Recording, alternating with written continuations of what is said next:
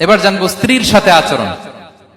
স্ত্রী যার সাথে আমার সম্পর্ক খুবই গভীর, খুবই মজবুত, তার সাথে কেমন আচরণ ছিল।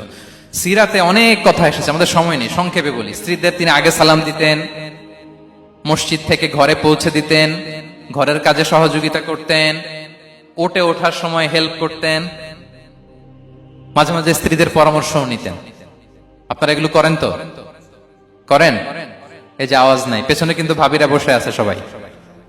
উল্টা পাল্টা বললে এখানে উইটনেস আছে, খবর আছে আজকে। এগুলো করেন? করেন? হ্যাঁ, করতে হবে, করতে হবে। বিষ্ণু ইসলাম নিজ হাতে ঘরে উটের দুধ দহন করতেন, রুটি সেকা দিতেন, কাপড় সেলাই করতেন, এই কাজগুলো করতেন। এবং আম্মা জান আয়েশা রাদিয়াল্লাহু তাআলা আনহাকে এত ভালোবাসতেন, তিনি বলেন, আমি গোশত খেয়ে ওইটার হাড্ডিটা রেখে দিলে বিশ্বনবী আমার খাওয়া হাড্ডিটা নিয়ে আবার চুষতে শুরু করতেন। আমি গ্লাসের যেখান দিয়ে পানি খেতাম, পেয়ালার খুঁজে খুঁজে বিশ্বনবী ওই জায়গায় ঠোঁট লাগিয়ে পানি খেতেন। মাইমুনা রাদিয়াল্লাহু তাআলা আনহা বলেন যে আমি আর বিশ্বনবী এক বালতি থেকে মগ দিয়ে পানি নিয়ে দুজনে গোসল করেছি। আল্লাহু আকবার, কি চমৎকার আচরণ। এবং স্ত্রীদের নিয়ে তিনি সফর করতে বেরোতেন। একবার রাত্রিবেলা বিষ্ণু ইসলাম এবং আম্মা জান আয়েশা রাদিয়াল্লাহু তাআলা আনহা, বিষ্ণু বলেন চলো তো আমরা একটু দৌড় দেই, এক্সারসাইজ হয়ে যাবে। দুইজনে দৌড় দিলেন। তখন আম্মা জান আয়েশা রাদিয়াল্লাহু তাআলা আনহা একটু স্লিম ছিলেন, তো দৌড়ে বিশ্বনবী পিছে পড়ে গেলেন, আম্মা জান আয়েশা ফার্স্ট হয়ে গেলেন, আগে চলে গেলেন।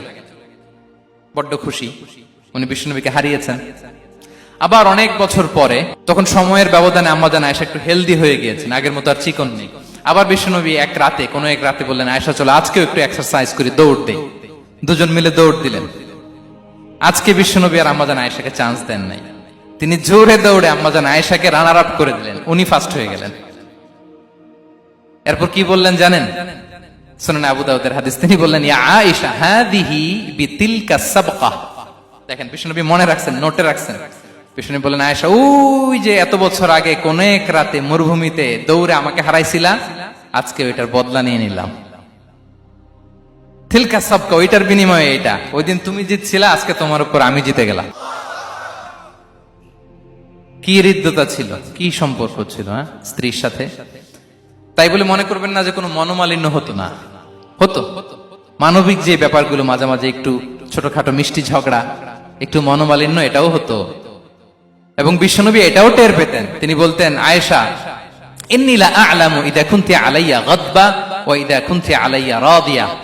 আয়েশা, কখন তুমি আমার উপর রেগে থাকো আর কখন খুশি থাকো, সবটাই কিন্তু আমি টের পাই। আম্মা জান আয়েশা অবাক হলেন, কি করে টের পান? বিশ্বনবী বলেন, যখন তুমি আমার উপর খুশি থাকো তখন দোয়ার সময় বলো লা ওয়া রাব্বি মুহাম্মদ, তুমি বলো হে মুহাম্মদের রব আল্লাহ, মদিনার উপর রহম করেন, আমাদেরকে ক্ষমা করেন। হে মুহাম্মদের রব, আমাদের ক্ষমা করেন, এইভাবে দোয়া করো।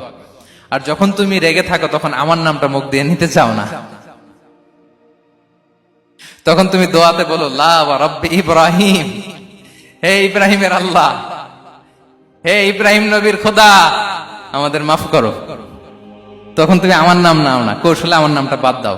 আমাদের আয়েশা বলেন, ইয়া রাসূলুল্লাহ মা আহজুরু ইল্লা ইসমাক, নবী হে আমি তো আপনার নামটাই শুধু মুখ থেকে বাদ দেই, আমার হৃদয় থেকে তো কখনো আপনারে বাদ দিতে পারি না। এটা ঠিক, তখন রেগে থাকি, আপনার নামটা মুখে নেই না, কিন্তু হৃদয় থেকে তো আপনাকে সরাতে পারি না। সুবহানাল্লাহ। এই ছিল বিষ্ণুর সাথে স্ত্রীদের সম্পর্ক, প্রিয় ভাই।